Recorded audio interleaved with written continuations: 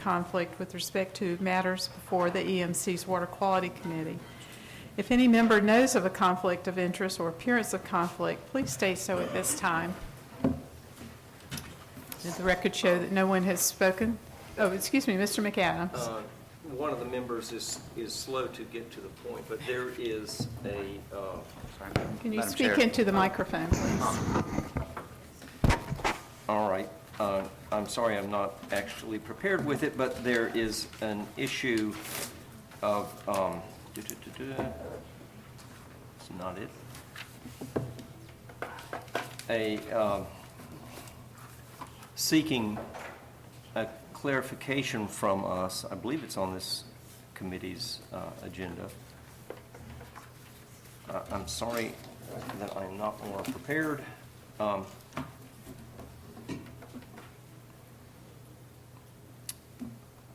Let me Would research you like and get to it. come back and- Do you need to, you can tell me between agenda items if you need Yeah, to. let me find it.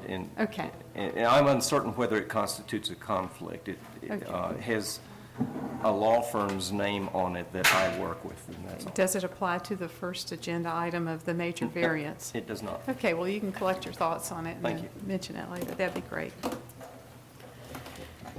We have the Water Quality Committee minutes before us for the month of September.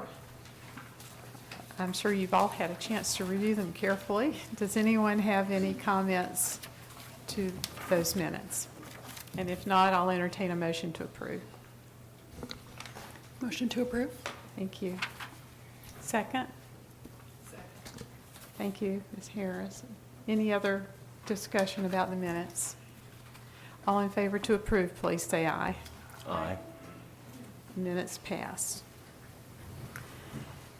We've worked to arrange and design the agenda to be similar to the Air Quality Committee, and are hoping that that will set a pattern for all the committees on the EMC, in which we've separated out the action items from the information items. And you'll also see posted, if it has an asterisk by it, it's not something we're going to discuss today unless a committee member specifically wants to discuss it. But you'll see Roman numeral 3 of our agenda just simply reflects the EMC agenda tomorrow that contains a Water Quality Committee topic.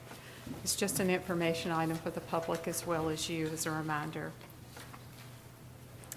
So of our 2 action items today, the first one is a request for a major variance from the Neuse River Riparian Area Protection Rule. It's submitted by Mr. Leo Cruz for the construction of a pool at his single-family residence at 1624 Crystal Creek Drive in Durham. And presenting for the staff will be Paul Wojcicki.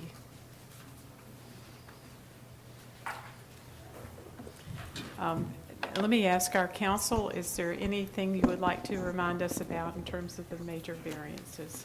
We do have the rules set out. If anybody would like a copy of the rule to remind us of the criteria we use for our decision making. Maybe Adrian, you could pass those around then. Thank you. Just as a refresher, and this was attached in the email that Paul and I sent you yesterday, committee members. Okay. That's correct. And I will say that I've asked each of our agenda item presenters to commit to a particular length of time, so he knows what he's budgeted for. Certainly. Thank you, Chairwoman Deerhake, and good afternoon, committee members. My name is Paul Wojcicki. I work in the 401 and Buffer permitting branch of the division, and I'm a senior staff member there charged with doing 401 certifications, but also shepherding variance requests to the state riparian buffer protection rules. And so that's what I have before you today. This is a request for a major variance from the Neuse River Riparian Area Protection Rules, and it's for the construction of a pool at a single-family residence. The homeowner, on behalf of whom I'm presenting, is Mr. Leo Cruz. The site address is 1624 Crystal Creek Drive in Durham. And before I jump into the presentation, I kind of want to set the stage a little bit for the committee, in that this request is coming before the committee because it is an impact to Zone 1, which by definition of the rule makes it a major variance request, which is only approvable by the Water Quality Committee, the EMC. These rules, our buffer rules, are actually have been proposed to be changed. The committee approved those changes. They went to the Rules Commission to be changed, and they will be in front of the legislature to finalize those changes. Part of those changes would include the major variances to single-family residents being reviewed and decided at the staff level, and they would not be presented to the committee for decision going forward, just for clarification. So this is an item that is presented today, but as the rules are proposed, and if they are changed by the legislature, if they are confirmed by the legislature, these type of items will not be proposed or not be brought in front of the committee for single-family residences like this. If I could ask a question at that point, I have been pushing for some changes relative to single-family residence, but one thought occurs to me. And I knew that the change was going to go in that direction, so the staff would be handling these requests rather than coming to this committee. But just something that just occurred to me is, if in the event that the division turned down a request, what's the recourse? Can the Sure. requester then come to this body, or do they have to go to OAH? The requesters, OAH, they've preserved their appeal rights in the general statute and can go to OAH for the appeal. But it wouldn't come back to the commission at all? Correct. Okay. That's my understanding.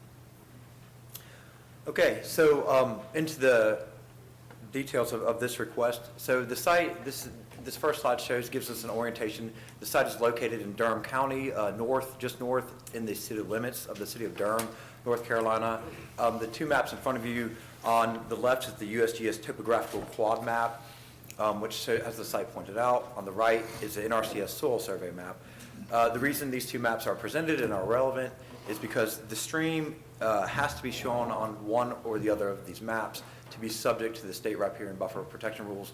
It is shown on the on the NRCS soil survey, so therefore is subject. And this gives you an idea. I don't know if I actually have a pointer here.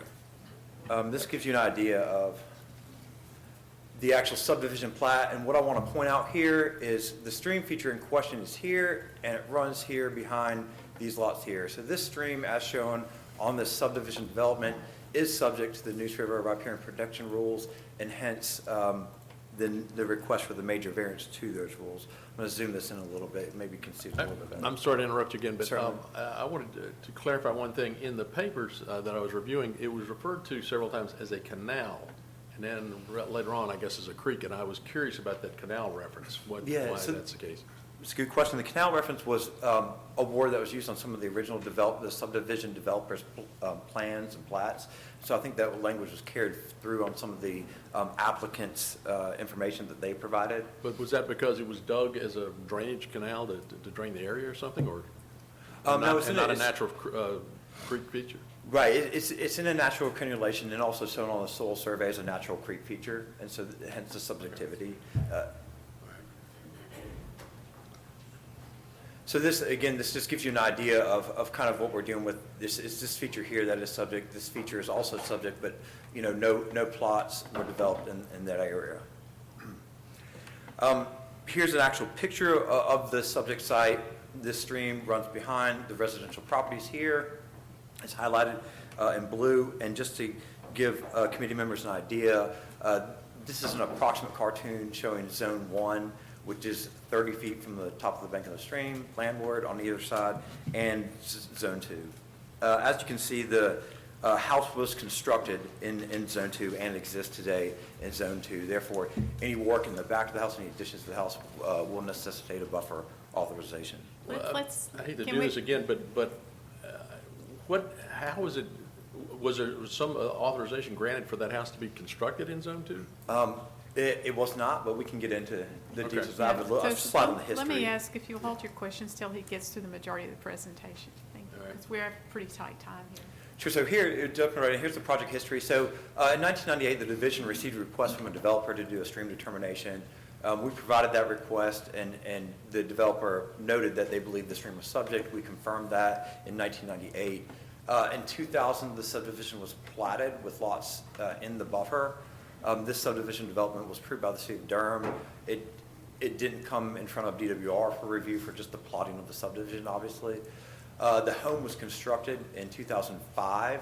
The home was constructed in Zone 2 of the buffer. In March 2011, the current homeowner, Mr. Cruz, purchased the home, and it's been his family's primary residence ever since. At the time of the purchase, there was some existing impact In the buffer, there's a small fireplace and pervious patio in Zone 1. After purchasing the home in July of 2012, Mr. Cruz installed a small storage shed that was also in Zone 1. And then in 2019, in June 2019, on the homeowner's intention to install a pool, he requested the division make a buffer determination for subjectivity to the stream feature. We did that, the division did that in June 2019, and we determined that it was subject. Mr. Cruz appealed that decision to the director, and we did an appeal review on the subjectivity of the feature and confirmed that it was subject to the Noose Riparian area protection rules. And then shortly following that determination, Mr. Cruz submitted a major variance request for the construction of the pool. This shows you some site photographs just to give you an orientation of what it looks like on site. On the right is the actual stream feature in question. On the left shows the backyard of the home. The home is to the left here. This is the backyard of the home. This is approximate tape from a site visit that shows, approximately 30 feet from the top edge of the stream bank. So this whole area here is Zone 1 of the Neuse River Riparian Buffer. This is the area in which the pool is proposed to be constructed. So the site plan provided by Mr. Cruz shows the plat, the property. It's a little bit difficult to make out in this resolution. This is the existing home here. This is the stream here that runs to the rear of the property. And this square here represents the proposed pool footprint. The footprint accounts for 383 square feet of impact in Zone 1 and 203 square feet of impact in Zone 2. And so Mr. Cruz, the applicant, has proposed these impacts and also has proposed a mitigation plan to compensate for those impacts. Again, the pool installation in Zone 1 is 383 square feet. When we apply our consolidated buffer mitigation rule, which governs the standards for how mitigation is carried out in the buffer, there's a multiplier for this river basin of 3 for impacts in Zone 1, a multiplier of 1.5 for impacts in Zone 2. So we carry that math out and we get to 1,454 square feet of impacts of mitigation required for the proposed impacts. The homeowner has proposed to mitigate these impacts by planting native hardwood species within the buffer and providing stormwater improvements on existing downspouts for previously untreated stormwater. And this actually is a detailed slide of the math that's provided in 0295. Again, this is the buffer consolidated mitigation rule, which outlines that basically there's a standard for buffer impacts of 260 trees per acre. And so when we multiply the amount that the homeowner has proposed to mitigate for, we multiply that out by 260 stems per acre, we get 8.6 stems. That's how we concluded a number of 9, which is what the homeowner has proposed, 9 stems to be planted of native hardwood vegetation in the buffer to improve it. The homeowners provided a planting plan that basically has outlined that the stems and the hardwoods are proposed in this location, and this is the species planting list of swamp rose, sweet fern, and snow hill hydrangea. In addition, we raised questions to the applicant about illicit discharge, the concern of discharging the pool into a stream feature, and also the concerns of possible avoidance and minimization to the impacts. And the applicant responded that with regard to illicit discharge, the pool would be, the pool water would be treated with a saltwater system rather than a chlorine system, which is less frequent chemical additions. The applicant also stated that the discharge from pool, if the pool needs to be drained and discharged completely, that it will be pumped out into a truck or a holding location rather than be proposed to be treated or somehow discharged to the stream feature. Regarding avoidance and minimization, the applicant has vetted 5 different builders as far as design and footprint.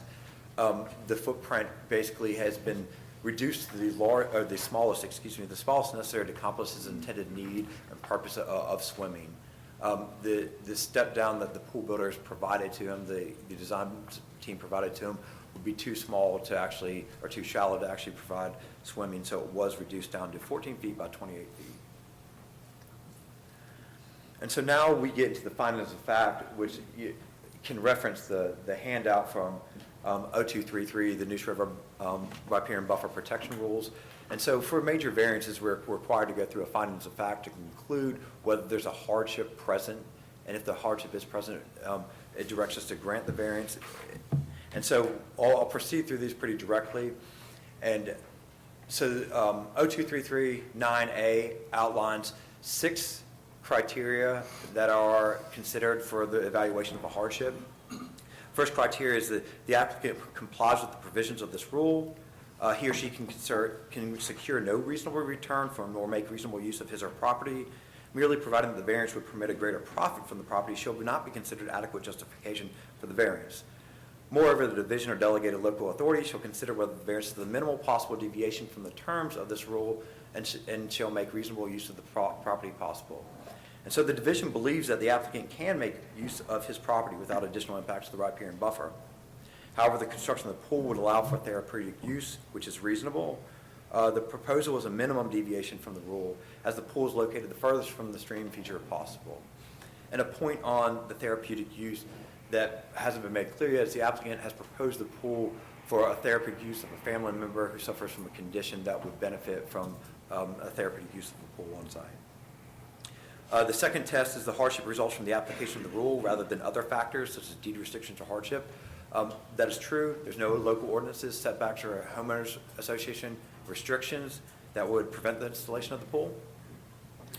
And the hardship is due to the physical nature of the applicant's property, such as the size, shape, or topography, which is different than that of the neighboring properties. And the hardship is due to the physical nature of the applicant's property. The house is constructed and exists in Zone 2 of the buffer, and this is different than some of the neighboring properties, but not all. The applicant did not cause the hardship by knowingly or unknowingly violating this rule. The applicant did not. He had a stream determination done and has come before the committee for this request. The applicant did not purchase the property after the effective date of the rule and then requesting an appeal. The applicant did purchase the property after the effective date of the rule.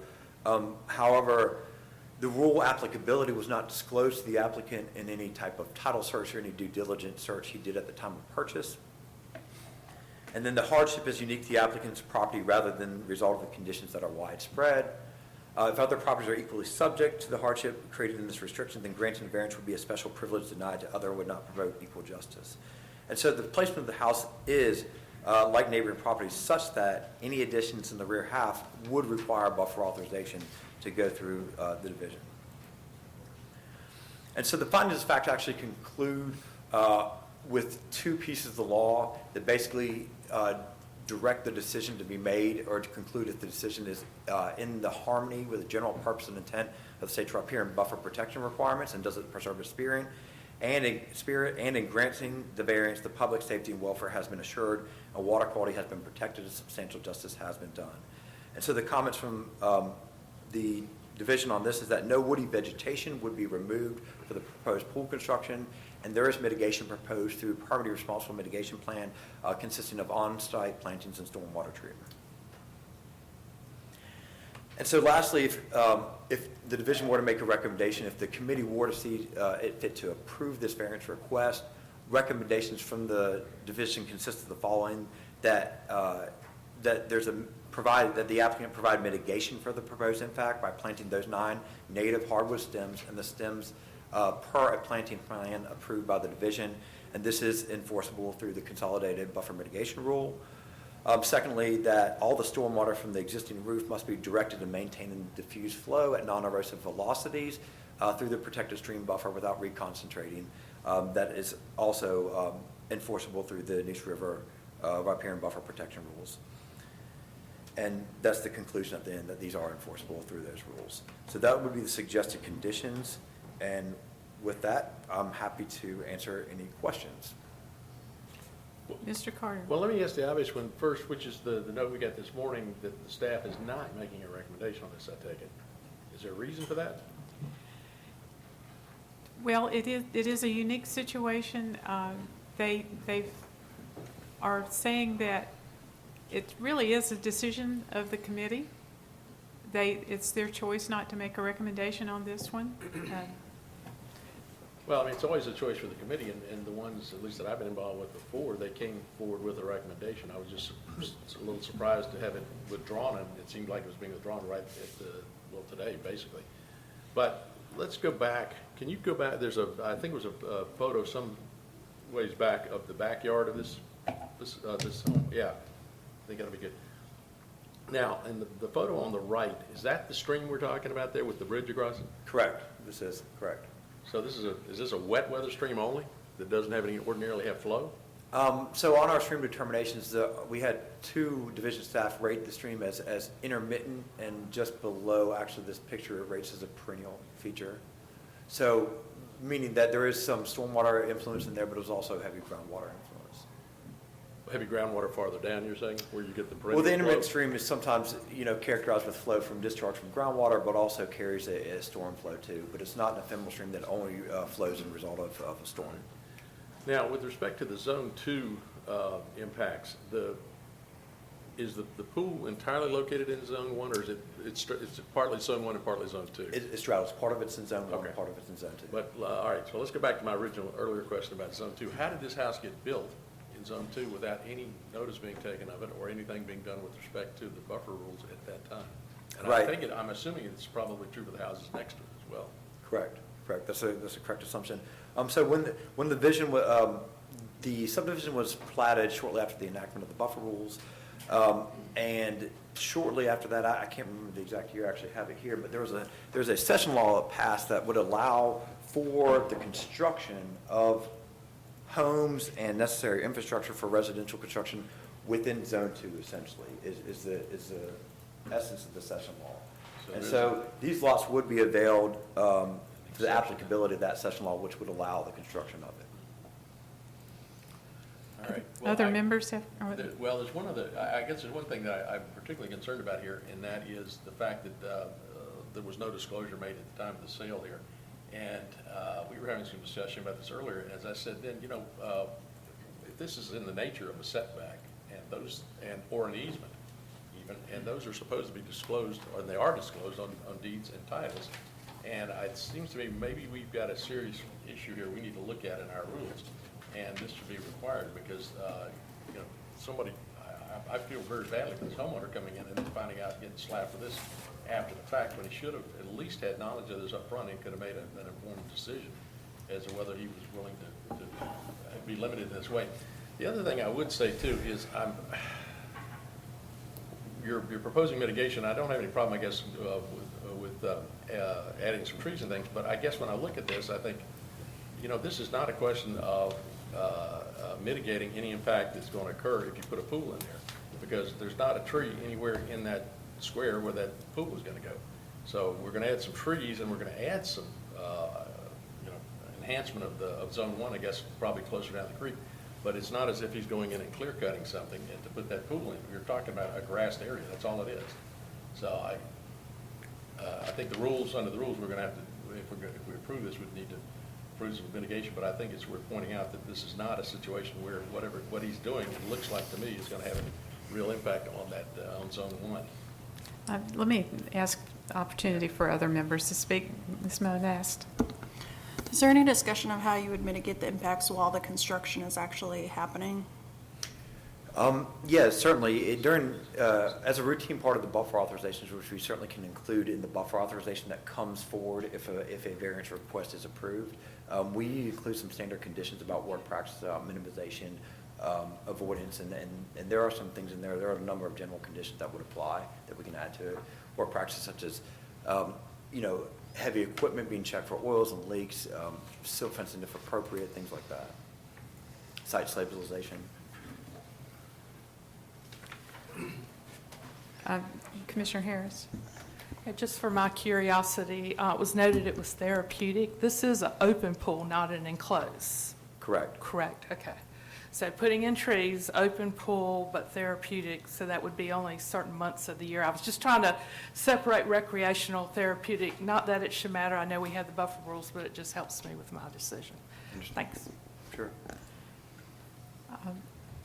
Mr. McAdams. Just some clarification. Can you go to slide 6? Sure. Okay. There is something, well, first of all, this is a survey of this particular lot. Correct. And the date of the survey is July of 2011. The timeline had the purchase being in March of 2011, I believe. So this survey was prepared with the applicant's name on it, Leonard Cruz. Correct. So it was prepared for the cruises, and it was prepared 8 years ago. The date of the survey is 3 months after the date of the purchase, I suppose. But I believe, I can't read it totally, but it looks like there is a disclosure of a Zone 1 on there, that, and therefore that the realization that there is some protective measures on here was on this map as of that long ago. So what I would offer, just for a point of clarification, the Zone 1 notation here, if this is what you're referring to, was something that was added by the homeowner when he prepared this. He basically took, it's difficult to read, but he took the drawing that was provided, the plat that he had done at the purchase of the property, and hand wrote in the approximate location of Zone 1 and Zone 2, and hand wrote in the approximate footprint of the pool, so we could have an idea visually of what we're looking at, but that it's not included as a part of the original plat. Okay, now that you explain that, I can see that there are lots of other hand notes on this too, yeah. Okay, thank you. Entertain a motion, and if we have a second, then we can have further discussion. Well, I'll move to approve the variance. Okay, motion by Mr. Carter, do I hear a second? Second. Second by Mr. Gillespie. Any further discussion? Point of order, Madam Chairman. Yes, sir. Do we need to actually go through the findings of these three facts and speak to them in the motion itself, that we do find that? That's a very good point. This- Yes, sir. Maybe if Mr. Wojcicki could put up again their findings. Okay.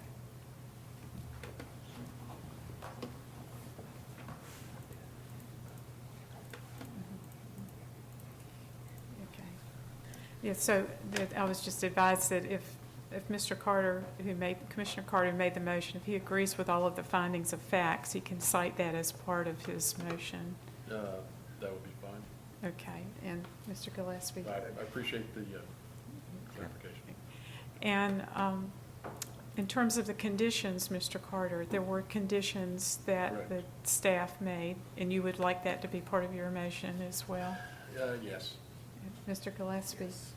May I ask, as far as the conditions, the other two items about using a saltwater pool versus chlorine and pumping versus discharging, had you considered making that one of your conditions?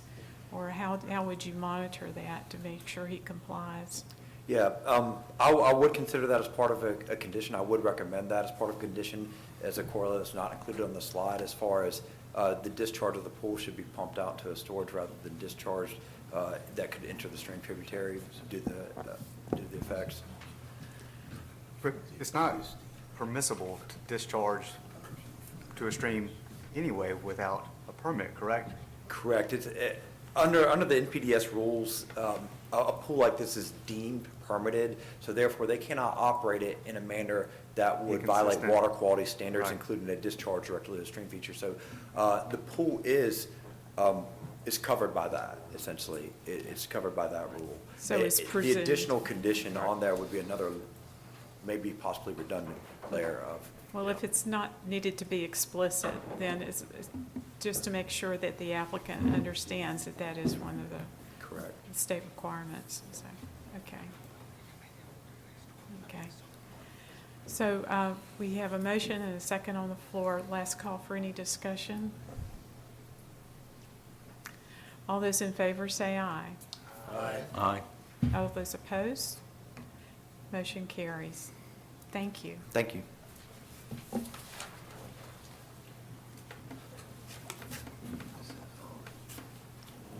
And I had mentioned that we had 2 action items. We actually have 3 action items on our agenda.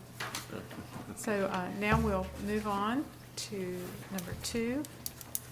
That is proposed removal of EPA disapproved swamp designation and portion of management strategy.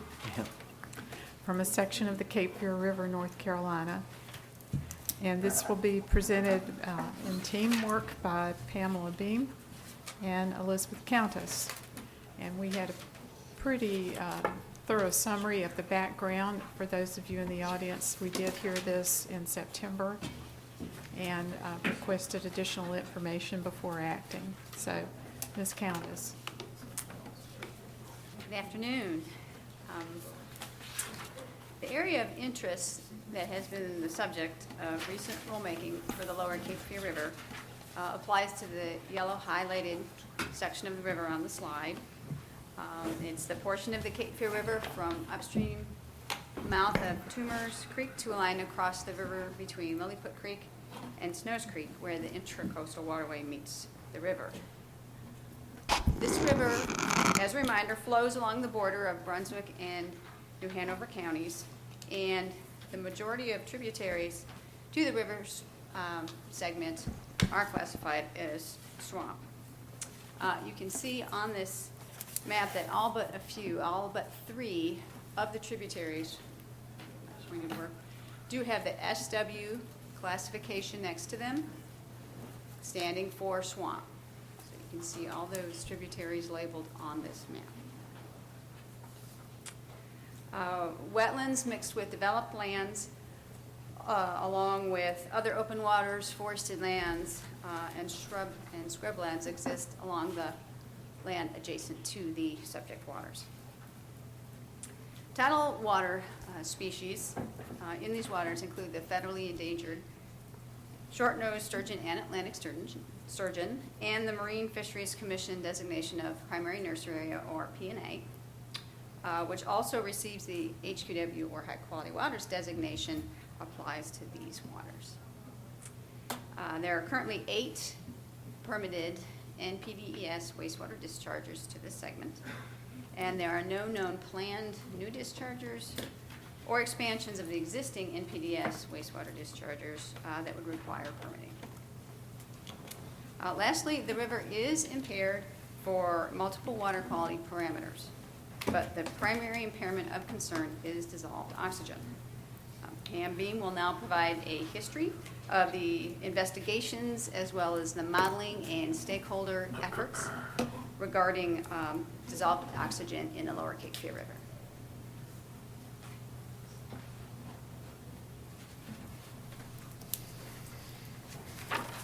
Good afternoon. Again, I'm Pam Beam with Modeling Assessment Branch, and I was asked to touch a little bit on the history associated with the lower Cape Fear River and on the investigations and the different management actions that we've explored to date and kind of where we're at this point. So there is a very long history of investigations in the lower Cape Fear. Dissolved oxygen has been reported as low as 3 to 3.5 milligrams per liter going back to the 1950s. But the waters at that time were also receiving untreated sewage, among other sources. So note the standard here for salt waters is 5 milligrams per liter for dissolved oxygen. Over the years, multiple models have been developed to understand the DO sources and also to help serve permitting needs. Each model became more complex than the last one as modeling approaches advanced and better data became available. And I think one of the benefits or something about going through the modeling process is you kind of figure out what you don't know, and it sort of brings uncertainties to the foreground. So that's sort of why you see this adaptive approach moving forward as you look at more information. In general, these studies have found that upstream sources, including point source discharges, agricultural, municipal, non-point source runoff, hydrologic modification, and swamp drainage are largely responsible for the low DO through organic matter inputs. This is a conceptual dissolved oxygen mass balance model that was developed by a stakeholder group that was working with DWR in the early 2000s. I don't want to go into great detail here, but this basically just shows that there were many sources and sinks that were identified as influencing dissolved oxygen concentrations in these waters, natural processes, as well as anthropogenic inputs. In the early 2000s, as I mentioned, DWR convened a large stakeholder technical advisory group. There were over 60 members involved, and that included members from universities, dischargers, and as well as other state agencies. And the purpose there was to develop a complex, three-dimensional hydrodynamic and water quality model for the system, primarily focused on dissolved oxygen. And a lot of that was based on that conceptual diagram from the previous slide. So I want to note that a lot of this was before my time, so I was not directly involved with a lot of this, but from what I understand, there were a number of options that the stakeholder group considered and possible pathways to address the impairment, multiple different management actions. First was the traditional TMDL, which would assign allocations to point and non-point sources that would allow standards to be met in the river. This was later determined not to be feasible, and I'll explain that on the next slide. Second were water quality standard variances for permitted facilities, which is really only appropriate when the standard can ultimately be attained, which was not really what we were seeing in this case. Third is a UAA, or a use attainability analysis, which is really only appropriate when you are trying to remove a use, which was not the case here. Fourth was a supplemental use designation, such as the swamp designation, but that would also require the state to develop a specific assessment approach. For example, with swamp waters, we don't really have an assessment approach to evaluate if the dissolved oxygen standard is being exceeded. Fifth was site-specific criteria, which is complicated in its own right. And of course, some combination of the above was considered as far as these management actions to move forward. 2009, the model was completed and was developed under contract to UNC Charlotte. After the model was completed and found to accurately represent processes in the river, the next step was to run scenarios. This is the typical process when you're doing a TMDL. You develop a model to represent actual conditions, and then you run reduction scenarios to see what reduction is needed to meet standards in the water you're interested in. Okay, however, running these scenarios revealed that meeting the existing standard in this section of the river is all but impossible. For example, one scenario evaluated shutting off all direct dischargers, and it made very little difference in the actual water quality within the river.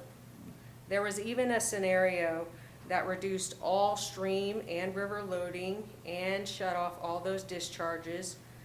So we reduced stream and river loading by 99%, and that's basically the entire Cape Fear River Basin, 99% reduction, regardless of source, and we still could not meet the standard.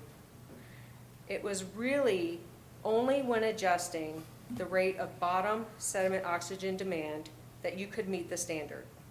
And even that was pretty high. It was about 70% reduction in that rate.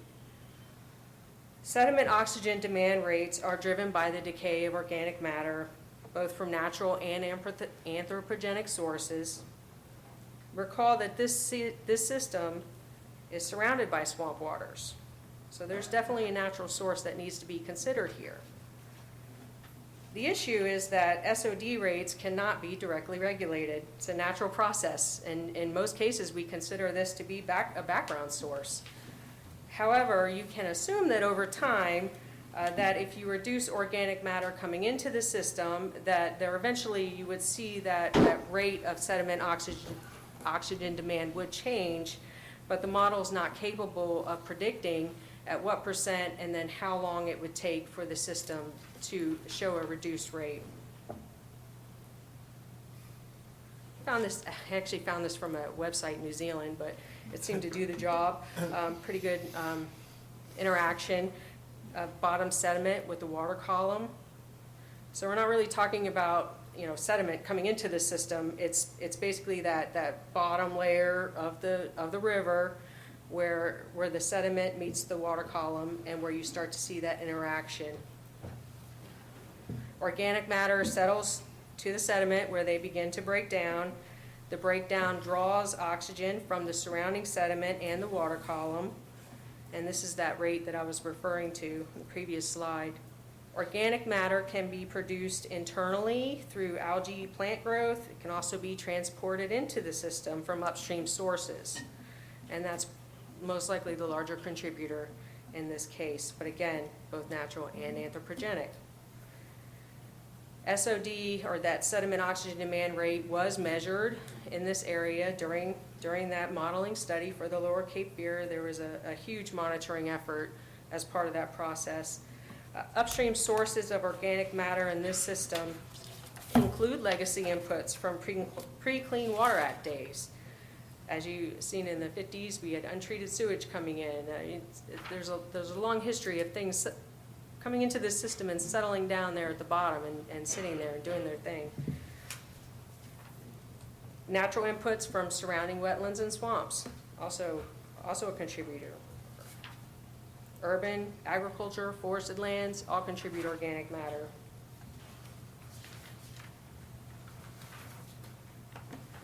So in summary, the modeling showed that a TMDL was not appropriate and that a better understanding of natural versus anthropogenic sources was needed before determining the regulatory pathway to address the impairment and provide a permitting strategy moving forward. DWR regrouped. We held stakeholder meetings during the 2009 through 2012 timeframe.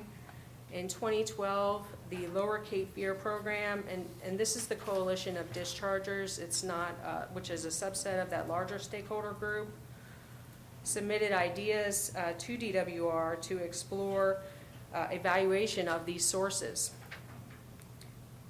The Lower Cape Fear program was going to sponsor a lot of this research, and DWR was amenable to the plan. The next step was for the program to develop a work plan and timeline moving forward. All of this then was set aside when we move forward with the swamp reclass request. And should we take questions now, or Betsy finish, or? Are you both finished with your presentations? No. Okay. Well, let's hear what Okay. Ms. Cowens has to say. All right, so I'm just going to quickly remind you of,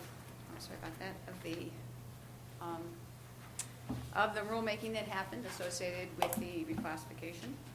That request was submitted to the division, and it stated, and I quote, "The DO standard of 5 milligrams per liter is not appropriate since it has not achieved a significant portion of the time as a result of natural drainage from riverine wetlands and salt marshes."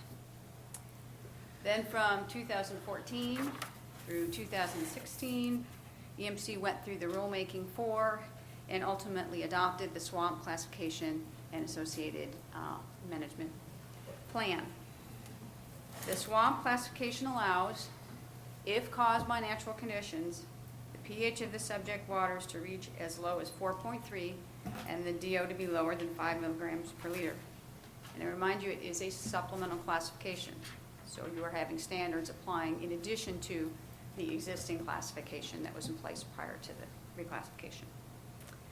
The management plan was aimed at helping to implement the current permitting policy for the new wastewater dischargers and expansions of existing wastewater discharges to these subject waters, with limits for oxygen-consuming waste similar to the same limits for high-quality waters. Then in 2018, the EPA disapproved of the swamp classification and a portion of the management plan. Water quality standards, including classifications, have to be approved by EPA before they can be used. Then in January of this year, a petition was received requesting that the EMC remove the supplemental swamp waters classification from the Lower Cape Fear River. EMC granted that petition, and approved initiation of rulemaking to remove the EPA disapproved swamp designation and to remove the EPA disapproved portion of the management plan. And you will find that proposed rulemaking reflected in the yellow highlighted text in the proposed rule amendments within the agenda item and later slides. Given EPA's disapproval, now the division is essentially back to the drawing board and needing to explore potential pathways. All right. So for moving forward, actions include EMC proceeding with proposed rulemaking to remove the EPA disapproved swamp designation as well as the EPA disapproved portion of the management plan. Also, stakeholder engagement needs to occur that would include the development of water quality dissolved oxygen goals and objectives for the Lower Cape Fear River, identifying and verifying natural as well as anthropogenic sources of dissolved oxygen, and identifying research needs, data, and modeling. And this effort would potentially lead to options. Options that were on the table before, that Pam described earlier, are still on the table. However, it should be noted that some things have changed in the TMDL world since this process was started. EPA is more amenable now to TMDL alternatives that are usually driven and developed by stakeholders, giving them ownership over actions that take place to restore water quality. We have a number of TMDL alternatives in North Carolina, the most recent of which was a TMDL alternative for Hominy Creek, developed by the city of Wilson to address a benthic impairment. Pam Beam can certainly provide further information on those alternatives should you have questions about them. For the Lower Cape Fear River, we do not have the same stakeholders that we had back when the modeling was done, as there have been a lot of turnover and retirements and so forth. And we will have to determine what the stakeholder willingness is to take on such an effort. Internal discussions will be needed to be had regarding sources for moving forward, or resources, excuse me, for moving forward. And a request for resources has already been submitted by the department. This effort will take time, and it will require significant resources. Lastly, a definitive timetable is not available at this point. To assist you with the proposed rulemaking that would involve removing the EPA disapproved supplemental swamp designation, this slide shows the swamp reclassification language proposed to be removed from O2B 0311 in yellow. All of Part T of this rule would be removed, and as a result, Part U below it would be relabeled as Part T. This slide shows the portion of the EPA disapproved management plan language is proposed to be removed from 0227, highlighted in yellow. The SW as well as Part C will be removed from 2 of O2B 0227, and as a result, A through C will become just A and B in that last sentence of the introductory paragraph of 2. B2, excuse me. The estimated effective date of this rulemaking is November 1st of next year. So in closing, staff recommends that the water quality approve moving forward this proposed rulemaking request to EMC, from whom staff would seek permission to send the proposed rulemaking out to public notice. Thank you, and if you'll both be available for questions. Before I open the floor for questions, let me remind folks of where we ended our meeting in September on this particular topic. We had a motion to defer action until this meeting And in the meantime, we asked the division to brief the Water Quality Committee at our next meeting on the general context on actions that might occur in the Lower Cape Fear watershed in fulfillment of meeting the new water quality standards. We asked for clarification. We talked about what context means and suggested that it means more in line with setting the stage for how the plan, how the strategy would be developed. And that is what staff has made a very strong effort to do today. And I thank you for putting all of this information together. I think you can see the framework or the outline for the strategic planning in the slide 10, I believe it is, where we talk about making sure we understand the sources and their roles, as well as the data gaps. And there was also a presentation to staff, and 3 or 4 of us commissioners were able to attend. We were all invited, I think, where Dr. Raj, I've forgotten the proper pronunciation of his complete name, but the career modeler for the Lower Cape Fear presented his work, and you saw some of his slides today. And that is where it became quite clear what the potential role and significant role of this legacy sediment in the Lower Cape Fear is playing, which opens the door for the need for additional understanding of its role and the decay rate, and when that legacy sediment will stop demanding so much oxygen.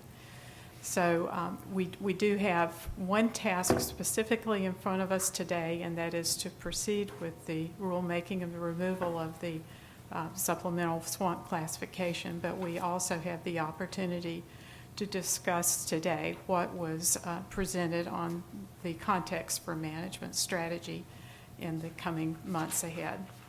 So with that, I will ask if the committee members have any questions or would like to begin any discussion. Yes, Mr. Gillespie. Thank you, Madam Chair.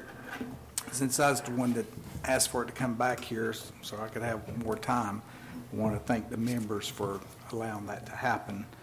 And I'm not going to be an obstacle today, even though I'm not still entirely satisfied. But the question that, I've got two things, and I just would like cleared up.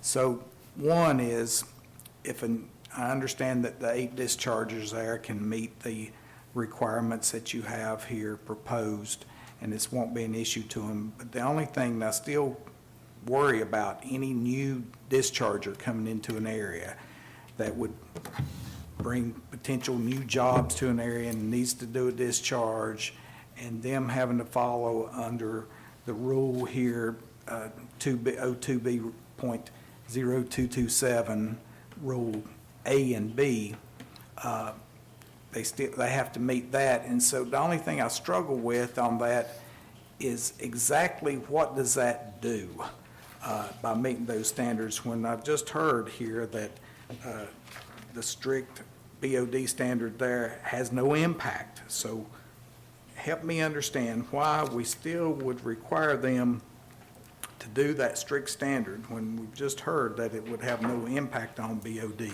So help clear that up for me. And then one other little minor thing, and that would be my only comments, Madam Chair. Thank you. I will do my best, albeit I am not a permit writer.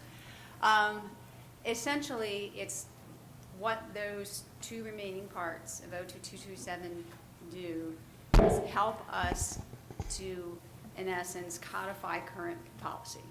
So that's the way that we're doing things now, and so that's the way that we wanted to be having in rule those practices that we're doing, now. We wanted those to appear in the rule and be codified. Which, Madam Chair, follow up on that, which ties into my second point, is if we did nothing, absolutely nothing, we didn't approve going forward with this rule change, then that's exactly what's going to happen anyway, is if we did nothing, correct?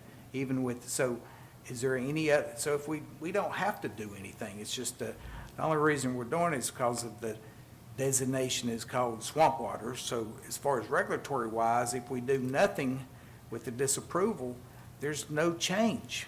Is that correct, or am I wrong in that? Well, there has been more emphasis on putting policy Sure. practices into rules, so this Sure, certainly. that's the only thing. So certainly we does don't that. have to do anything.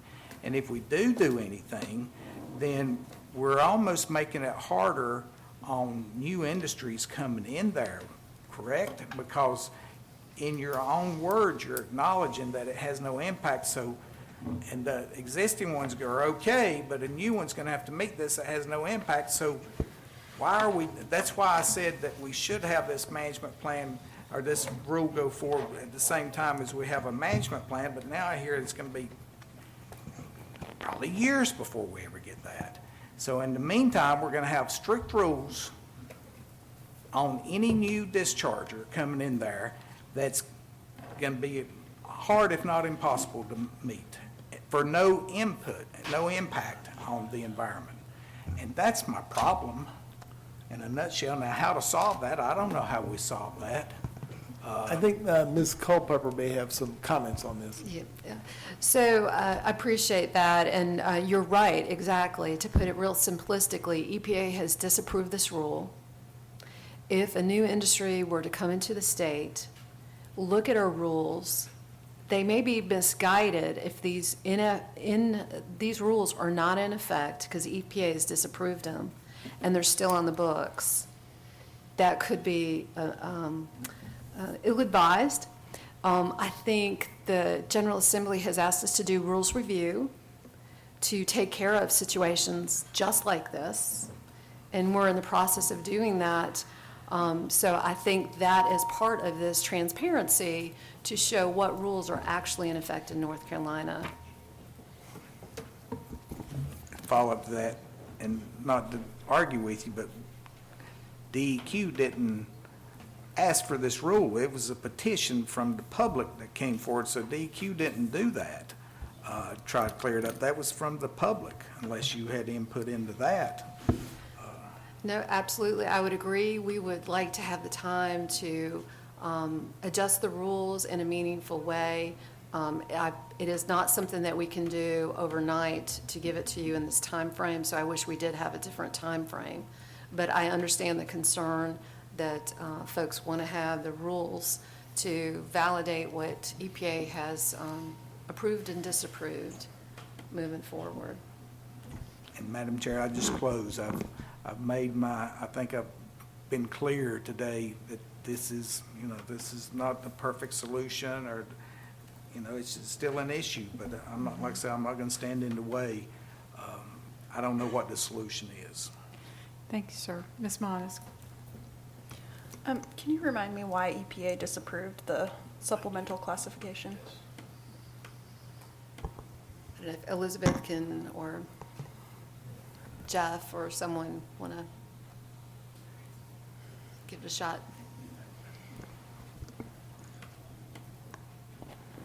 They had some issues with the modeling. So Pam mentioned that there was the effort to turn off all the dischargers, and see if that made any impact, and as she noted, it really didn't. So that model was in part used for the basis for some of the support for this reclassification effort. However, that model was not designed for the reclassification, so to speak. So one of their concerns was that they didn't feel that the modeling used for support was, they just disagreed with that. So I'd say that was probably one of the main things. So, you want to add anything else? Ms. Monas? Did you I want don't know if Pam wants to add anything, or Jeff. Jeff Manning was involved in the. Then, I would add that it's that portion of our swamp classification that refers to natural conditions, which was not adequately demonstrated as far as what that contribution really is. I think that was more the crux of it. Thank you. Commissioner then, Monas? Yeah, Commissioner Gillespie, just to follow up on your comments. What I'm hearing from the department is it seems like a deliberate effort not to predetermine what the outcome of this would be, but to actually, undertake the process to establish an appropriate management strategy for this water body, which, if the sources are largely not point sources, I also don't want to predetermine, but it seems to me like an appropriate management strategy would incorporate the best available science and then, be based on that. So I'm a little wary of jumping to conclusions on what it's going to mean for potential future industry when my understanding of this process is just to develop an appropriate management strategy for the water body. Thank you. Chairman Myberg. Yeah, I'll just make a couple of observations. One is sort of to echo what the staff has said, that basically what this is that we're being asked to act on, the committee's being asked to act on today is simply to codify in state rule what already is as a matter of federal law, the law that would govern any permittee or any other source that would choose to move into the basin. So it has no substantive effect. But I think the way this is framed is really important, because the framing of this is for the state to sort of own, if you will, the desirability of invoking a stakeholder process and to demonstrate in a positive way that it wants to work and engage with all stakeholders in figuring out what is really going on with the water quality in the lower Cape Fear. And the outcome of that may be several different paths, and I thought that the slide 10 sort of captured what they are. They might be TMDLs, they might be TMDL alternatives, they might be a site-specific criteria, they might be a water quality standard variance, any number of different mechanisms that at the end of the day, once you've gone through the process, may be alternatives. And that looks like where things were headed in 2012. And then there was this kind of detour around it because it seemed like an easier way through. And it turned out to not be. So this in some ways is picking up the mantle once again. And the positive aspect, I think, of acting positively on this recommendation by the committee would be for the state to demonstrate and take ownership that it takes this seriously and wants to engage people, even though it's not necessarily going to be easy. So I agree with Commissioner Modest. I myself don't have any prejudgment sense of what of those outcomes is going to be the right one, but you'd like to see the stakeholders, all the stakeholders involved, come and do that in ways that can accommodate the water quality demands of the river and all the other interests that are involved in the management of the lower Cape Fear. So I see this much more positively as an opportunity for the state to sort of take charge of its own responsibility and not simply be the recipient of things in federal law. Thank you. I realize for me that people may turn their heads to hear me say that, but it really is true. Thank you. I do think that one option of a site-specific criterion that was brought to our attention is a viable path that after carefully considering the roles of the various sources, especially that sediment that's sitting on the bottom from decades ago, and how fast it's going to decay, as well as other factors will maybe be a means in which we can address this and have a favorable outcome for new prospective businesses in the state, in the basin. So I'm willing to entertain a motion now. Do I have a motion? One question. Yes, Commissioner Harris. Very simplistic question. If we did nothing and I wanted to apply for an NPDES permit as the 9th discharger, I know I have to meet other standards. Can I still get that permit if we went forward and did nothing compared to repealing off the swamp water classification? I mean, is the impact the same or is it different? Looking to see if Jeff Popart would like to speak. Not, but it's right. I mean, I guess while EPA has disapproved the rule, right. so. Right, I see two issues, I guess. One, having to deal with the swamp water designation. And then I see the plan, whether we take it away or we do nothing, the impact's the same to discharge or number 9, I guess is where I'm going at. So it may be that we still need to deal with that part of this and then deal with the action plan. So that's, I just want to know what the difference is and impacts. And our main obligation today is that we, the EMC, have decided to proceed with rulemaking, and it's to move out of Water Quality Committee back to the EMC to initiate rulemaking. Yes, Council.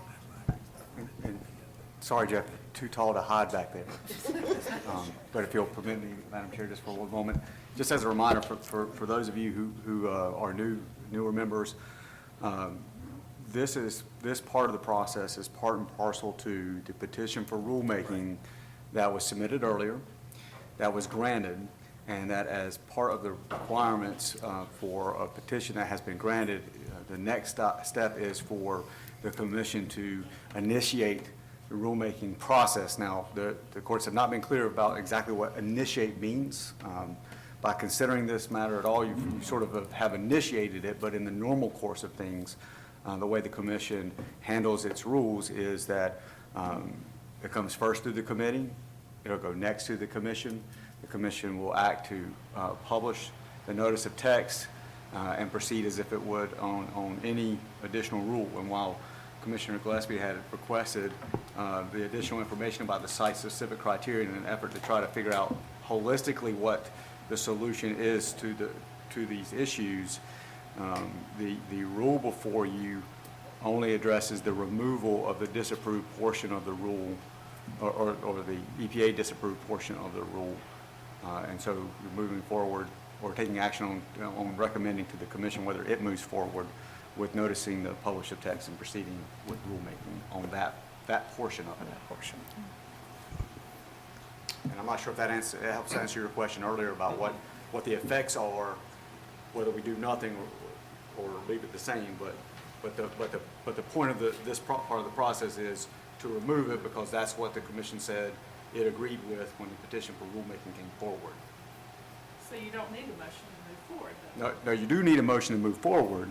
It's just The rulemaking. for the rulemaking action. Yeah, the position was to initiate rulemaking, but the initiation has to formally occur. And that's what's before us today.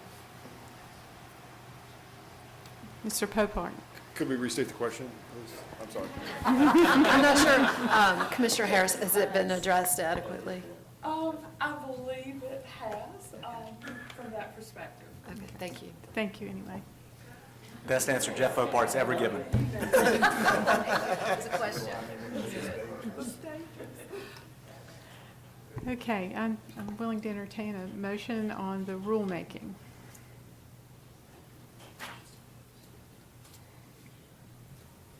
Commissioner Harris. Yes. Since I'm in the sticky paper now with my fellow commissioner here, I'd like to move that we move forward with rulemaking. Thank you. First motion by Commissioner Harris. A second? I second. Second by Mr. Commissioner McAdams. I think we have some visitors at our table, and that is Commissioner Arata and Commissioner Bailey. Are you a member of this committee? Okay. So as I listen for votes, I just want to make sure I hear correctly. So we'll take a voice vote if there is no further discussion. All those in favor say aye. Aye. All those opposed? Motion carries. Thank you so much. I think that if you commissioners would like to play an active role in the strategy development, I'm sure the staff would be welcoming your presence. I find it very fascinating, especially the sediment oxygen demand. And I know these are tight budget times, but I do think that there might be researchers out there who may have other sources of funding that might be willing to help. So, thank you. Our third and final action item today is a request to proceed to the EMC for public hearing for the consolidation of the Metropolitan Sewage District of Buncombe County and the King Creek Water and Sewer District for NCGS 162A-68.5. And we'll hear first from Kristen Furtenbach, and then I think someone representing, Mr. Clark representing the Buncombe County area would be willing to speak as well. So, Kristen. Excellent. Good afternoon. So as you mentioned, I am here to, on the behalf of MSD Buncombe and the Cane Creek Water and Sewer District, to request proceeding to the EMC for approval of a public hearing, ultimately for their merger. So to provide some background as to why I'm here, earlier this year, a new general statute was passed, 162A-68.5, which was titled An Act to Expand the Membership of Certain Metropolitan Sewerage Districts. The merger between the Metropolitan Sewerage District of Buncombe County and the Cane Creek Water and Sewerage District located in Henderson County falls under this new general statute that was passed earlier this year. So to go over the law briefly, it does require that there are certain existing conditions within the territory and district, both the new district and the district that they will be taking over. It also requires that specific documentation be sent to the EMC and reviewed by the EMC for approval. And lastly, the law does require that the EMC ultimately approve a public hearing to be held in Henderson County, which is the location of the Cane Creek Water and Sewer District, and then at a later date requires that the EMC then approve the inclusion of the Cane Creek District into MSD's service area. I just lost my presentation. So ultimately, the request for approval of the inclusion of the Cane Creek Sewer District into MSD will be made to the full EMC. I don't know where my presentation went. Oh, you can see it there, so, okay, good. Yeah, we can just go see it. Okay, excellent. So to give you an idea of our proposed timeline, ultimately they would ideally like the merger to occur before the turn of the next fiscal year, which is why I'm appearing here today with anticipation of approval, ideally to proceed to the EMC in January. And then once the public hearing has been conducted and all of that information has been consolidated, to ultimately appear again before the EMC in March or May of 2020 to present the findings of that public hearing and then request inclusion of Cane Creek into MSD's service area.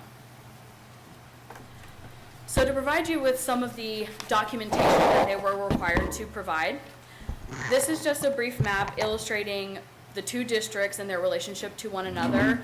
The kind of taupe area is Buncombe County, the lightest green is Henderson County, the medium green is MSD's current service area, and the darkest green is the service area for Cane Creek. Now, once the two are merged, that medium green is the entire service area of MSD, just to kind of show geographically where these are located and how they are impacted by this law, because Cane Creek is located in a neighboring county. To summarize the two sewer systems, MSD is a good bit larger than Cane Creek currently. They have about 1,026 public gravity mains, about 16 miles of pressurized mains, and somewhere around 31,000 manholes, and about 30 pump stations that are publicly owned. The Cane Creek Sewer District has about 77 miles of gravity main, about 10 miles of pressurized main, a little over 2,000 manholes, and about 9 public pump stations. And all of that will become part of MSD's service area and maintenance area after the merger of these two systems. One of the requirements of this law was that the receiving district have already extended sewage into the new district. So this little red line down into the Cane Creek area, that was an extension of MSD's sewer system into the Cane Creek service area back in the 1970s. So that requirement has been met. To give you an idea of moving forwards, once the two districts are merged, there is a 10-year capital improvement plan, which is funded in part by the fees taken from Cane Creek for the treatment of the wastewater. So they provide service to Cane Creek in that they accept wastewater and provide the ultimate treatment of that wastewater. A portion of those fees are to be used in order to fund these capital improvement projects, which will not only benefit MSD, but will also benefit service to the Cane Creek area. And you can see there are several here, some pump station upgrades and replacements, an EQ basin, up in the Swannanoa area and several new sewer interceptors. So in conclusion, we have reviewed the submitted documentation at a division level. We've determined that all of the requirements of the new general statute have been met as far as existing conditions and submitted documentation. And the division is requesting that the Water Quality Committee approve proceeding forwards to the EMC with the request for a public hearing in anticipation of the merger. So, and also I forgot to mention at the very beginning, I do have today several representatives from MSD, Tom Hardy, the general manager, and Billy Clark, the attorney, so they will also be helping me answer any questions that you might have. So, and that does conclude my portion of the presentation. If you do have any questions about my Thank you. Did Mr. Hardy or Mr. Clark have anything that they would like to present? So they had mentioned that they didn't have anything that they wanted to formally present, but they are here for questions. Okay, thank you. Chairman Maverick, would you like to say something? Yes, I would. I just really, I want to commend the leadership of both MSD and Cane Creek for doing this, that as a general matter, one of the challenges we face in water quality and generally across the country is that districts who could usefully coordinate and consolidate their operations don't do so for reasons that have very little to do with water quality. And that has been managed here in this area, and it's really a great credit to all of the entities involved. And I suspect that there's stories behind that I have no idea what they are, but it nonetheless has come forward, and it's a great credit to everybody in the management of both units. And I'm delighted to see this proposal, and I will fully support it. Commissioner King. Thank you, Madam Chair. I'm not a member of the committee, but would you allow me to ask one question? Certainly. For clarity. Is the service district and the voting district, are those being served in the same districts? Are they all inclusive? I'll defer to my counterparts from MSD because I'm not sure. Thank you. I'm sorry, what's your question, Mr. King? Is the service districts and the voting districts the same as presented? Is it the voting district, are they inclusive, all included in the service district, the voting district?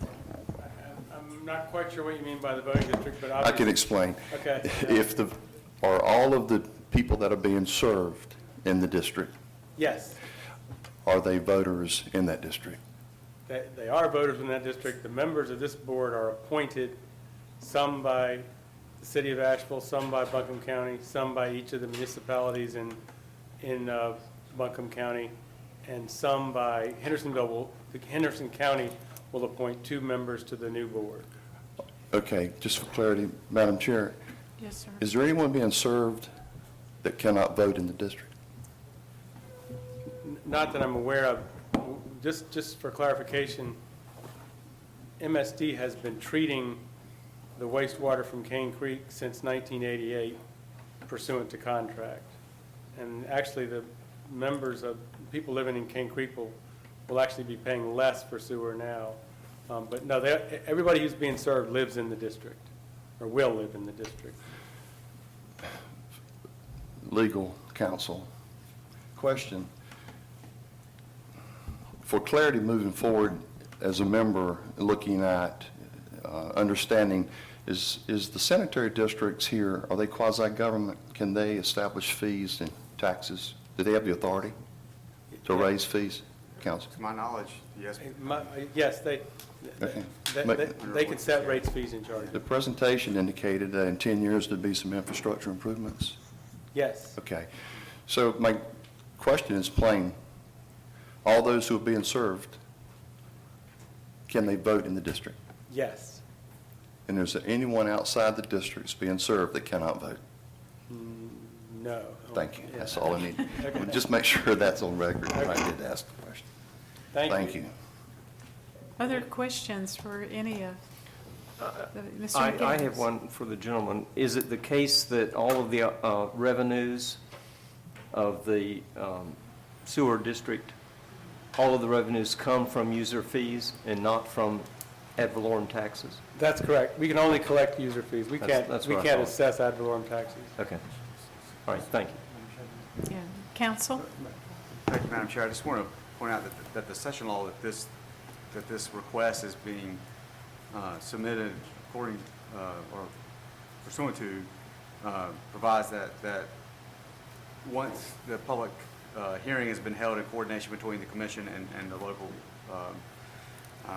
head of the local entity, it says, if after public hearing, the Environmental Management Commission determines that the inclusion of the territory will not adversely affect customer service in the district and will preserve and promote public health and welfare in the district, the Environmental Management Commission shall adopt a resolution expanding and defining the boundaries of the district to include the territory in the district and shall state the effective date. So when this matter comes back to you all, that'll be the question before you is whether it does not adversely affect customer service and will in fact preserve and promote the public health and welfare of the district. So just keep that in mind, and that's what I'm sure you'll hear a lot in the public comment about. So just wanted to. Thank you. Someone just asked me to identify myself. My name is Billy Clark, and I'm a lawyer with Robertson Stevens in Asheville, but I've served as counsel to the district since about 1989. Thank you, Mr. Clark. I will say, going forward, there is a question I had about one of the diagrams that I would think it'd be helpful to clarify along the way for the public. There was one diagram that had a continuum, had a gap that seemed inconsistent with the other maps. Yeah, so it was actually this map right here, and I spoke with MSD, and they realized it was just an error in mapping. Yeah, it So it's been showed one corrected. territory that was not actually in the system. So Yeah, it's if we been can get corrected. that cleared up, that would be great. Okay, very good. So I welcome a motion on proceeding. I move to approve. To proceed to. Proceed. Carry to the EMC to take carry for to the public EMC comment. for public comment, hearing. yes. Thank So, you. Madam Chair, for me, do I understand your motion, Commissioner Romanis, to be that your motion is to recommend to the EMC that it proceed with public hearing under the session law? That's exactly what I Okay. meant. Great. Just want to make sure. I second. Thank you, Ms. Davis. Any further discussion? All those in favor say aye. Aye. Opposed? Motion carries. Thank you.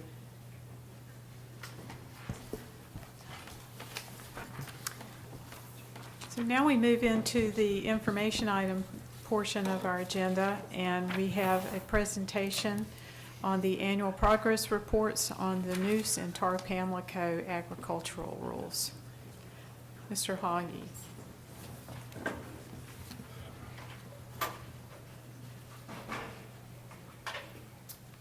Good afternoon. My name is Jim Hawhey. I'm with the Non-Point Source Planning Branch with the Division of Water Resources. And I'm here to provide you with an overview of the Noose and Pamlico agriculture reports for crop year 2018. Just so I can check in, do you all have a screen that you can see here? And I know the folks in the audience maybe can't hear. I'll try and clarify a little bit as we go through. Is there someone here who could put it up on the screen again for us? Or is there? I'm trying to get it back up there. Okay, thank you. Something's malfunctioning with that. Okay. So I just want to take a minute and sort of provide a little bit of context here. So we've been going through the rulemaking process with the full Noose and Pamlico rulemaking package. What I'm presenting to you today is based on the routine implementation of the agriculture rule, which is moving forward. However, right now that rule has not yet been readopted. One of the significant changes in those rules, maybe not a major change, but a significant change, is that future reports will come to the division. The division will in turn report not only on progress under the agricultural piece of the strategy, but on the full strategy itself. So this may be the last ag report that we provide to you all. Nevertheless, the reports will continue to be generated. They'll continue to keep coming in, and they'll continue to be available for you. So just as we go through this process, here's a map of the Noose and Pamlico basins, with which I hope you all are familiar by now. And again, an overview of our Noose and tar Pamlico strategies. They're designed to address chlorophyll A impairments in these estuaries. We have a nutrient management strategy for each watershed that addresses both point and non-point sources. The goal in both basins is to get a 30% nitrogen reduction from the baseline periods. In the tar Pamlico Basin, there's also a phosphorus goal to sort of hold the line for phosphorus. The baseline dates for those strategies are 1991 to 1995 in the Neuse Basin and 1991 for the tar Pamlico. And then the agriculture rule itself mirrors the strategy in many ways. The rules became effective in 1998 for the Neuse Basin and in September 2001 for the tar Pam. And these rules are predicated on a collective compliance approach, the idea that the agricultural community will come together to achieve those 30% reductions, but that individual farmers are not necessarily required to do any single thing. The goal, again, like the strategy as a whole, is a 30% nitrogen load reduction. In the tar Pamlico, again, we're trying to hold the line, 0% increase for our phosphorus load. And these rules are implemented by a Basin Oversight Committee in each basin, which sort of oversees the development and reporting of these reports. And that Basin Oversight Committee is advised by county-level local advisory committees that come together and meet and report on progress within their counties each year. That sort of feeds up into these reports.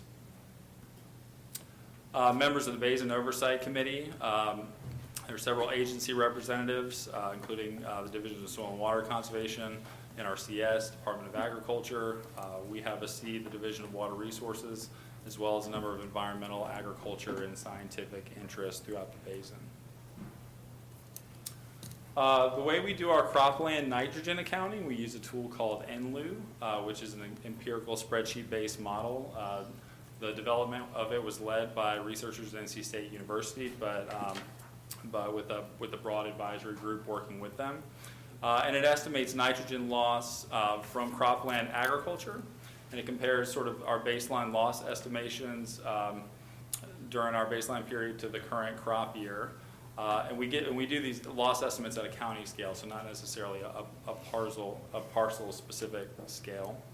The type of data we collect, we collect the type of crops that are grown, the crop acreage, fertilization rates for those different types of crops, and then we also record the types of best management practices that are implemented to get those nitrogen reductions. Here you can see a summary table by county of loss reductions. These are nitrogen losses from the edge of field now compared to what they were back in the baseline period. And you can see that for crop year 2018, which is the 2019 reporting year, that the loss reduction from the baseline period is 53% for the basin as a whole and the Noose. Here's another chart that shows sort of how that's progressed over time. And as you can see, that well exceeds the 30% reduction goal that's been sought under the strategy, which means that in the Noose Basin, the agriculture sector is in compliance with its rule obligations. In the tar Pamlico, we have similar figures. You have a chart in front of you that shows sort of county level loss estimates, but the total basin-wide loss estimate is at 58%, which again exceeds the 30% nitrogen loss estimates sought through the strategy. And again, here this just shows you how that's progressed over time. In the tar Pamlico Basin, we also have a phosphorus accounting method. And phosphorus is a little more challenging in some ways to track than nitrogen, but we do have a specific methodology for that developed by a joint technical committee back in 2005. And what we do is we use sort of 9 different indicators that we think are important when it comes to tracking phosphorus losses. And we compare sort of how we were performing during the baseline year to how we're performing now to see if we've increased our risk of phosphorus loss. And as you look at these indicators, you can see that of the 9 indicators that we provide, 7 of those are negative, which means that we have less risk of phosphorus loss now than we had during the baseline period. And then 2 of those have increased. Those are the pounds of animal waste phosphorus and the soil test phosphorus median that comes from the soil index. So moving forward, under our current rules and under the new rules, the Basin Oversight Committees will continue to evaluate crop trends. One of the issues that's come up over the last couple of years is how to account for the nitrogen reductions that we expect from water control structures. We have these water control structures throughout our coastal region. They typically are under contract through Soil and Water for a period of 10 years. We expect in most cases they last much longer than that, but there are also challenges with sort of ongoing verification of those practices, which have been installed for quite a while. So you'll see an overview of that in the report. We're working to sort of improve our verification of those practices over the next year. And then, of course, you all are well aware of the rules readoption process underway for the Noose and Tar Pamlico strategies, in which future reports will be submitted to DEQ. And then DEQ will report to you all biannually on the progress for each strategy. So with that said, I'd be happy to field any questions. Thank you. Any questions? Commissioner Miles? Hi there, thank you. I have a few. Okay, so for the fertilization rates, how is that data collected, and does it include both synthetic fertilizer and manure? So I'll say, so I guess one thing, and I want to come clean very quickly. We have representatives from the Division of Soil and Water Conservation here with us who really are technical experts here.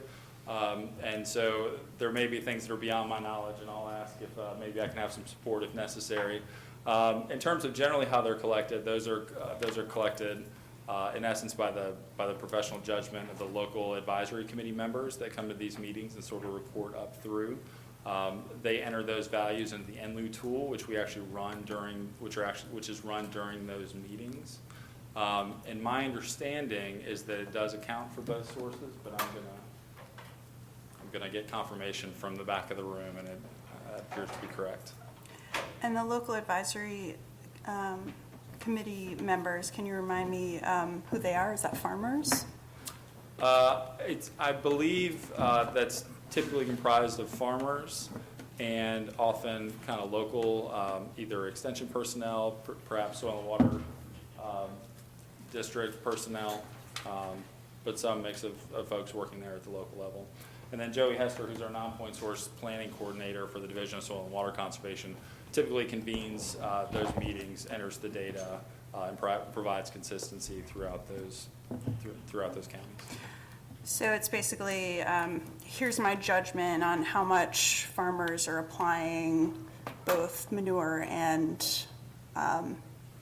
synthetic fertilizer by crop type. Is it segregated by crop type? It is segregated by crop type. Okay. Yeah. So here's, from my experience and my understanding, here's what I think farmers are applying to corn. Correct. Okay. Okay, and then I also wanted to ask the big loss reductions. What are the major drivers of that? Is that a reduction in rate, or is it a change in, I think you had it for phosphorus, but I'm not sure I saw it for nitrogen. Is it a change in cropping system? Yeah, so if you want to take a look at Table 3 in either one of these reports, the first one I grabbed is the Noose report. But you'll see that there is it says factors that influence nitrogen reduction on agricultural lands by percentage in the Noose Basin. And if you look at, for crop year 18, just for example, this is the Noose Basin. Those percentages add up to that 53% loss reduction number, but 9% of that is attributed to BMP implementation, 9% to improved fertilization management, 19% to cropping shifts. So I think one notable trend tends to be that we maybe have less corn than we used to, but more soybeans, which requires less or no fertilization. And then cropland loss to various sources, including idle land or development, or just converted to grass and trees is another substantial piece of it. Those three categories, sort of cropland converted to something else, add up to 16% in the Noose. So the two major sources, at least in the Noose, would be those cropping shifts or the cropland conversion. Okay. In the tar, I believe it's a little more balanced between those four categories. Okay, that makes sense. I'm sorry, I have more questions. I was a little surprised to hear you say, and I'm just not familiar with the methods, that it's harder to understand phosphorus losses than nitrogen, because from my experience in working in ag, nitrogen's really hard, and phosphorus, at least, like you can soil test for it and stuff. So can you share a little bit more about why the tools for phosphorus are further behind and we have to use those qualitative methods? I can share a little based on my experience. I'd be happy to be corrected or supplemented if it's helpful. My understanding, one of the big challenges that we have is that we don't necessarily have a good mechanism to characterize what the baselines looked like back in 1991 and 1995. So part of this issue is tracking phosphorus now, but part of this is also sort of estimating what phosphorus trends looked like back then. And I believe we have better tools to do that for nitrogen. Our tools aren't quite as good to mirror that baseline for phosphorus. I think it's also an issue of resources. So there might be some capabilities to develop tools like that, but maybe a lack of resources as well. And I saw on the phosphorus table, I think it said 8% coming from animal waste. That was an 8% increase. So the way that this chart is set up, that is one metric out of the 9. That's one of the 2 risk factors that was increasing. 7 were decreasing. So what that means is that the pounds of animal waste that were generated within the basin are 8% higher now than they were during the baseline period. And does that include all types of animals that we grow there? My understanding is that it does. Okay, I'm a little surprised to see on that time frame. Okay. I just would have expected, given the expansion in the poultry industry, that it would be more than 8%, but maybe there are other variables at play there. Sure, and we've done several analyses looking at that, and while I understand that we've seen large increases in some places, I'm not sure that we've seen those in exactly these basins. Got it. In the Tarpan Basin in particular, which is the only place where we're tracking it. That makes sense. I think one of your colleagues was willing to come up and speak.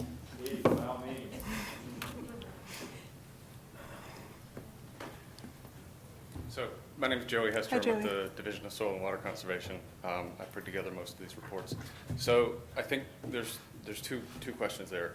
The first one has to do with phosphorus. Phosphorus is much easier to track on a field scale. We have numerical ways to do that. But since this is aggregated at the county level, there's no easy way for us to aggregate all of that data except to do field-by-field analysis. That would have to be done on each individual field, per operation, per farm, et cetera, and there's just no feasible way for us. We don't have enough field staff. We don't have enough people to actually collect that data. And so phosphorus, we have to extrapolate based on large land use trends, one way or another. Nitrogen's much easier to extrapolate up and make assumptions about across the landscape. Obviously, at the field level, it's much harder to pin down, but when we're making assumptions at the watershed scale, then phosphorus is much more difficult for us to track. The second piece I think I wanted to chime in on was animal. So animal changes in the watershed are actually going to be reflected in the animal unit number.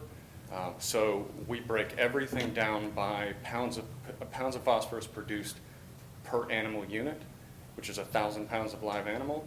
That's going to mean that 1,000 chickens are going to take, it's going to take an increase in 1,000 chickens to amount to the same amount in a 1,000-pound animal like a horse or a cow.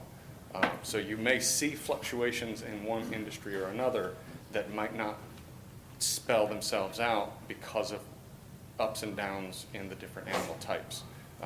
They include swine, cattle, layers, and broilers, all of the major animal operations in these watersheds. So yes, there have been some increases. There have also been some decreases in, say, for example, cattle in these areas. So that may have just washed out the number. You wouldn't see the trend that you were expecting. Thank you. So we have about 15 minutes. I have a little bit more business to do. I welcome you talking directly with them, or if you think that your questions are important. Thank you. Okay. But let me ask if anyone else had other questions. I would just add that, you know, we revised some water quality rules that dealt with waste management, animal waste management, this past year. And we kept the record keeping for manure transport. There was a potential for removing that, but I think it's very important, and I really want to emphasize, I think, the importance of tracking where the manure, the poultry litter is moving. If it's moving in and out of a basin, we need to know that, even within smaller sheds in those basins. That would help inform things much better about where our sources of the nutrients are coming from.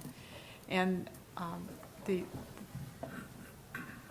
other thing is, if we are tracking the fertilizer applied based on chemical versus manure, I'd like to see that broken down and help that, make sure we're tracking that well, so that we can try and make sure we attribute sources as accurately as possible.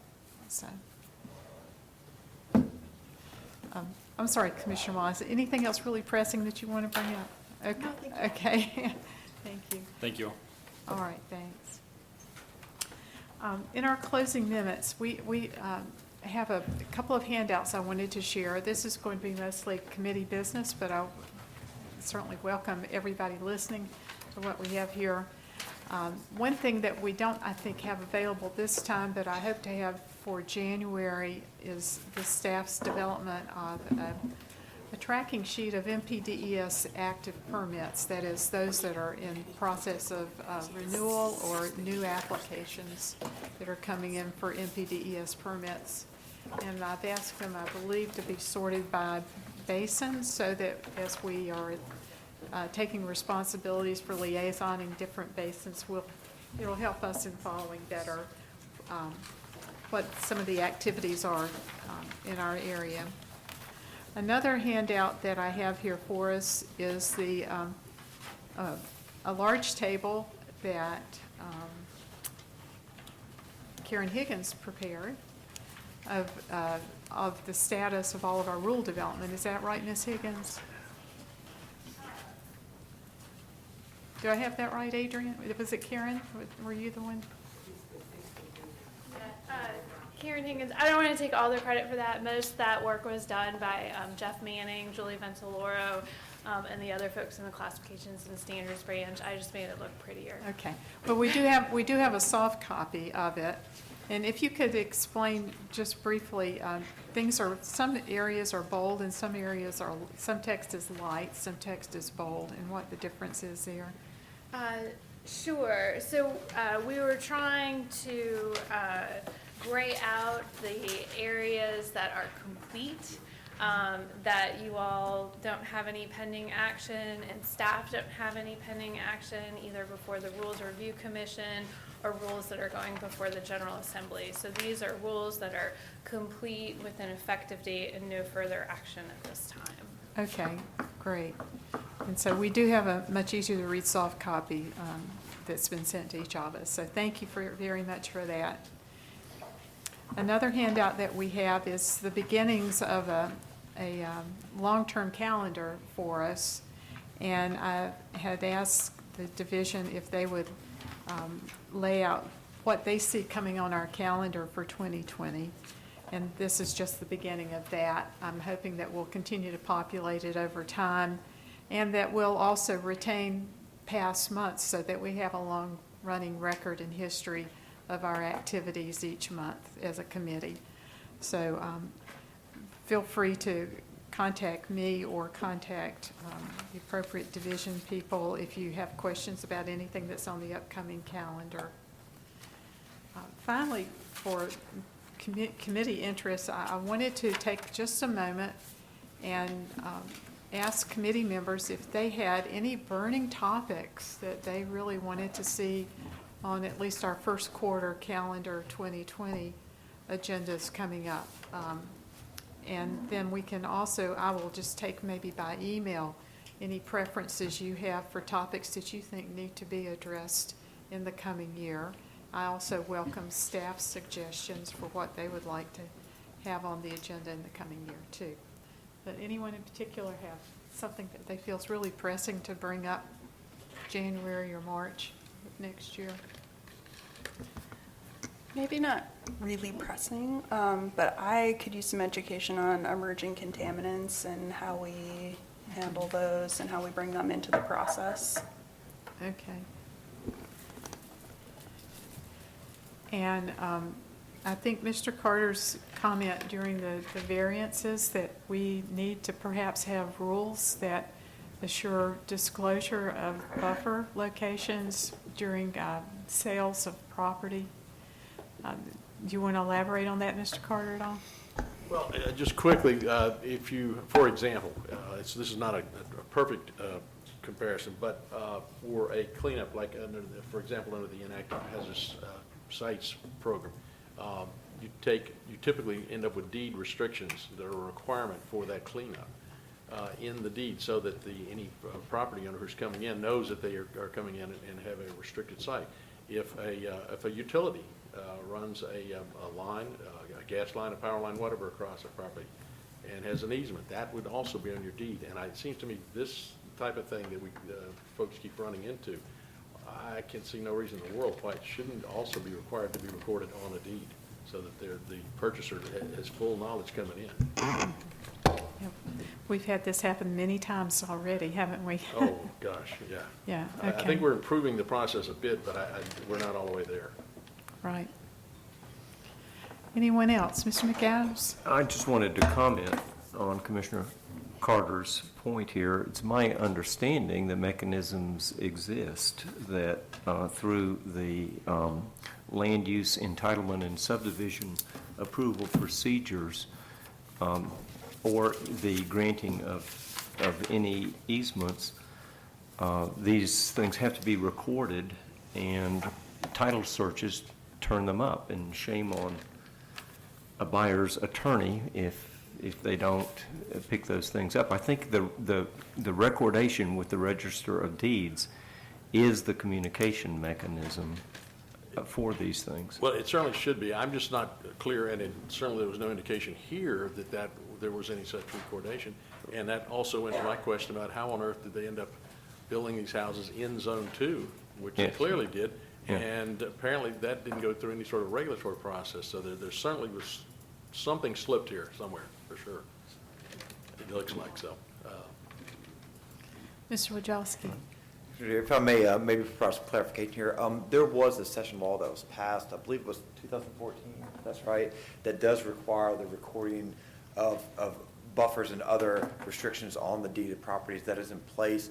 What we deal with a lot of these major variance requests are legacy issues where the subdivision was recorded prior to this session law being passed that necessitated or mandated that.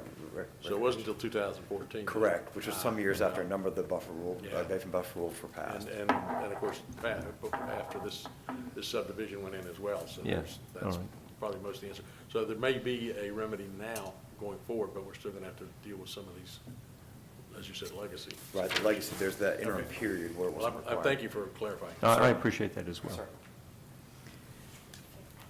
Anyone else? Any other comments? Director Culpepper, do you have any closing remarks?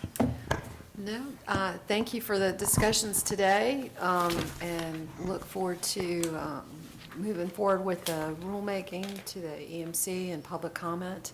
We appreciate that. Thank you.